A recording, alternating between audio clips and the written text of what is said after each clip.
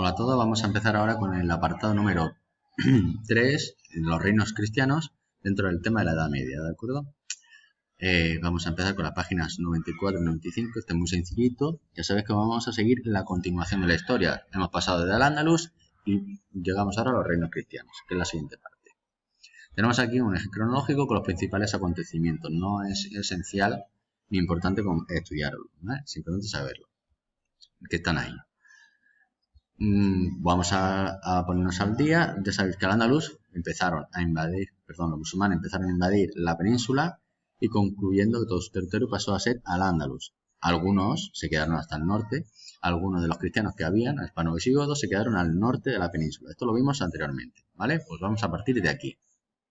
Tras la invasión musulmana, en el norte de la península, los cristianos crearon reinos y condados, que desarrollaron un lento pero continuo proceso de expansión, arrebatando territorio a Al-Ándalus. Ya sabéis que Al-Ándalus, cuando ya acabó con el califato, empezó a debilitarse. Se repartieron muchos territorios en reinos taifas y eso hicieron que se debilitaran todavía más, que aprovecharon los reinos cristianos y los condados para avanzar hacia el sur y recuperar territorio, ¿de acuerdo? Vamos a ver cómo empezaron. Algunos visigodos huyeron de las invasiones y se refugiaron en las montañas cantábricas. Un grupo de ellos, liderado por Don Pelayo, se enfrentó a los musulmanes en la batalla de Covadonga. En la batalla de Covadonga fue cuando los musulmanes dejaron de avanzar en el territorio en el norte y gracias a Don Pelayo en esa batalla pues frenaron la invasión musulmana y a partir de ahí empezaron a recuperar territorio. A partir del siglo VIII, en el norte de la península ibérica se crearon pequeños condados y reinos. Todos estos condados y reinos fueron evolucionando a lo largo del tiempo y cambiando de nombre, unificándose y repartiéndose territorios, ¿vale? Vamos a ver cómo iban poco a poco. A partir del siglo VIII, en el norte de la península se empezaron a crear pequeños condados y reinos. Vamos a ver, en una parte estaba la zona cantábrica, que es esta zona de aquí, donde está el mar Cantábrico. Se formó el reino Astur-Leonés, del que surgieron de ahí los reinos de León y el reino de Castilla, ¿vale? Que acabaron unificándose para ser el reino de Castilla, como podemos ver aquí. Luego tenemos en la zona de los Pirineos, que es toda esta que está cerca con Francia, en la frontera, teníamos el reino de Navarra, los condados aragoneses y catalanes, ¿de acuerdo? En el siglo XII, la unión de estos últimos se pasaron a ser la corona de Aragón, como podemos ver aquí, ¿de acuerdo? Vamos a ver la expansión territorial. En el siglo XI, la caída del califato de Córdoba debilitó a Al-Ándalus y los cristianos fueron conquistando su territorio, lo que hemos comentado antes. Al-Ándalus se debilita y los cristianos aprovechan para recuperar territorio. En los siglos XI y XII, los reinos cristianos avanzaron hacia el sur y llegaron hasta los ríos Tajo y Ebro. Seguían su evolución hacia abajo, hacia el sur. Posteriormente, en el siglo XIII, se realizaron las grandes conquistas protagonizadas por los reyes Fernando III y Alfonso X de Castilla, y por Jaime I de la Corona de Aragón. Tenéis que saberos los números romanos, ¿vale? Recordarlos.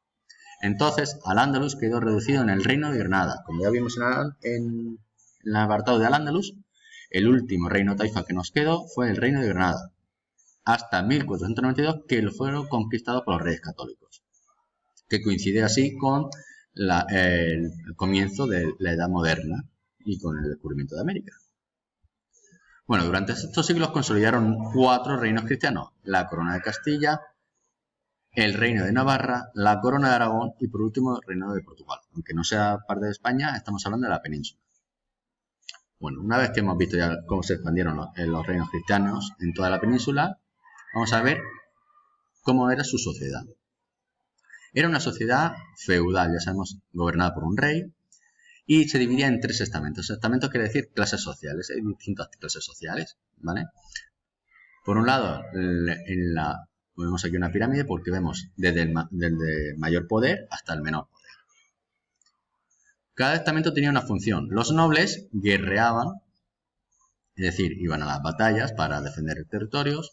El clero se ocupaba del culto a Dios, ¿vale? De la religión, y los campesinos trabajaban la tierra, que lo tenemos aquí al final.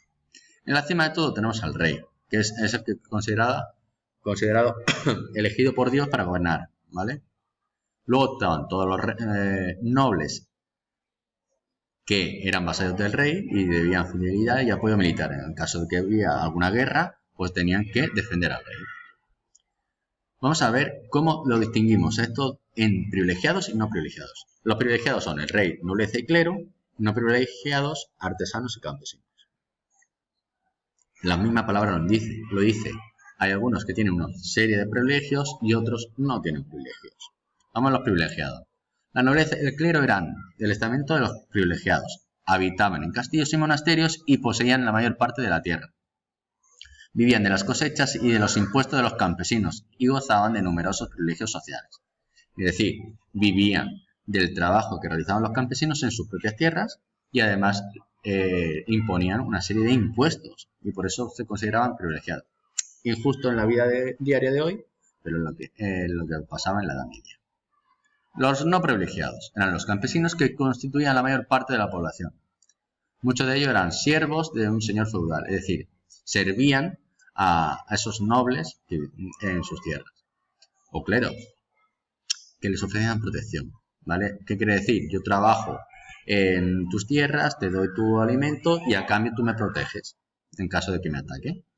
Por ello debían ganarle parte de su cosecha y no podían abandonar las tierras sin su permiso.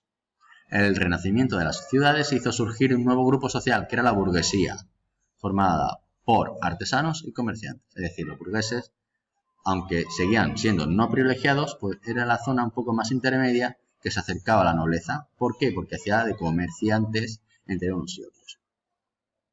¿De acuerdo? Tenéis que ver eso. La pirámide queda muy clara. Rey es el que más manda, digamos. Luego tenemos el clero y la nobleza que protegía de las batallas de la guerra. Y por último, los no privilegiados eran los campesinos y artesanos, además de los burgueses que avanzaron luego cuando llegaron las ciudades, porque eran los que trabajaban con las tierras, ¿de acuerdo? Bueno, ya sabéis, a partir de aquí ya sabéis, si tenéis alguna duda, preguntádmela en el Classroom o en la misma clase me lo decís, ¿vale? Hasta luego.